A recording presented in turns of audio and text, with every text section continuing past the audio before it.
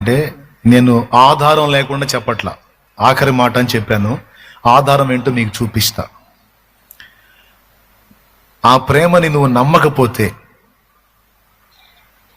ముందు చెప్పాను, అవిశ్వాసం చేత అద్భుతాలు చూడలేము, అవిశ్వాసం చేత దేవుని సంగతులు మనం స్వతంత్రించుకోలేము, అవిశ్వాసం చేత ఆయనను బాధ పెట్టిన వాళ్ళం అవుతాము, సహవాసం కోల్పోతాము, అలాగే అవిశ్వాసం చేత విశ్రాంతి కోల్పోతాము అని 4 సంగతులు చెప్పి 5వ మాటకి ఏం చెప్తున్నానంటే, ఆయన ప్రేమను విశ్వసించకపోతే, ఆయన కృపను మనం విశ్వసించకపోతే నరకానికి పోతామని చెప్పా. ఎందుకు చెప్పానంటే, యోధా పోయాడు గనక, ఇస్కరియోతు యోధా పోయాడు గనక పాతాళానికి పోయాడు. వాడు నరకానికి ఇప్పుడే పోడలే, పాతాళ అగ్నికి అయితే పోయాడు. అది ఖాయం. ఎందుకో తెలుసా? ఇస్కరియోతు యోధా